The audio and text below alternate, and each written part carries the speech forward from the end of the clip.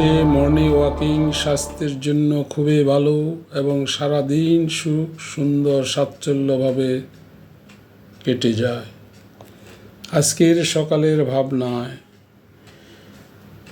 বিদ্যার্থী ও গরিক ধারণ নিয়ে অখণ্ড মণ্ডলেশ্বর শ্রী শ্রী মৎ স্বামী স্বরূপানন্দের মতামত নিয়ে সকালের ভাবনা। হ্যালো বন্ধুগণ, আপনারা যিনি যেখান থেকে আমার এই ভোরের চিন্তায় যারা অংশগ্রহণ করেছেন, সবাইকে শুভেচ্ছা, স্বাগতম এবং অভিনন্দন। আমি ডাক্তার শুভ, অবসরপ্রাপ্ত সিনিয়র চিকিৎসা কর্মকর্তা, পুরা ভোরের ভাবনা ব্যাপী আছি। জনিক প্রশ্নকর্তা বাবামণিকে প্রশ্ন করলেন, বাবামণি, আপনার আশ্রমে বিদ্যার্থীরা কি গরিব বস্ত্র পরবে?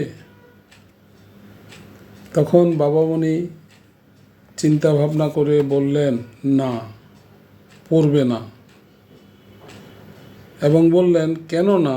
গরিব হচ্ছে ত্যাগের ব্রত গ্রহণের চিহ্ন। যেই বালক ত্যাগ কি জানে না, ত্যাগের মর্যাদা কি বুঝে না, তাকে গেরুয়া পরানো অপরাধ। শুধু তাই নয়, যতক্ষণ পর্যন্ত না কেউ আমৃত্যু ত্যাগের সংকল্পকে দৃঢ় করে ধরে রাখতে পারবে বলে ভিতরে বল পাচ্ছে, ততক্ষণ তার পক্ষে গরিক ধারণ করা শুধু লোক প্রবঞ্চনাই মাত্র। দেশ দেশ গরিকের ছড়াছড়ি চাচ্ছে না, চাচ্ছে শক্ত চরিত্র ও সুদৃঢ় মনুষ্যত্ব। সকালের ভাবনাতে আরেকটি প্রশ্ন বাবামণিকে করেছিলেন যে, বাবামণি, আপনি আশ্রমে সকলকে কি বিদ্যার্থী রূপে গ্রহণ করবেন? তখন অখণ্ড মণ্ডলেশ্বর শ্রী শ্রীমৎ স্বামী স্বরূপানন্দজি বললেন, পিতৃমাতৃহীন বা দরিদ্র সন্তানের দাবি সর্বাগ্রে। গ্রহণ বিষয়ে জাতি বিচারকে প্রশ্রয় দেওয়া হবে না। ছাত্রের বুদ্ধিবৃত্তি ও স্বাভাবিক রুচি প্রকৃতি এই বিষয়ে কর্তব্য নির্ধারণ করবে। এরপরে আরেকজন প্রশ্নকর্তা বাবামণিকে বললেন, বাবামণি, আশ্রম স্থাপনের উদ্দেশ্য কি? তখন শ্রী শ্রী বাবামণি হেদুয়ার পার্কে কর্নওয়ালিস স্কোয়ারে বসিয়াছেন।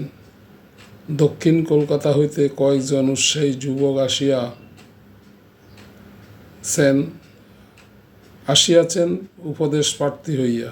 তন্মধ্যে একজন প্রশ্ন করলেন, পুপুনকিতে যে আশ্রম প্রতিষ্ঠা করছেন তার উদ্দেশ্য কি? শ্রী শ্রী বাবামণি হাসিয়া বলিলেন, আশ্রম স্থাপনেরও যা উদ্দেশ্য, জীবনেরও তাই। জীবনের উদ্দেশ্যকে বাদ দিয়া আশ্রমের উদ্দেশ্যকে আলাদা করে চিন্তা করা যায় না। সেই উদ্দেশ্য হচ্ছে নিজেকে সর্বতোভাবে ভগবানের হস্তধৃত যন্ত্ররূপে গড়ে নেওয়া।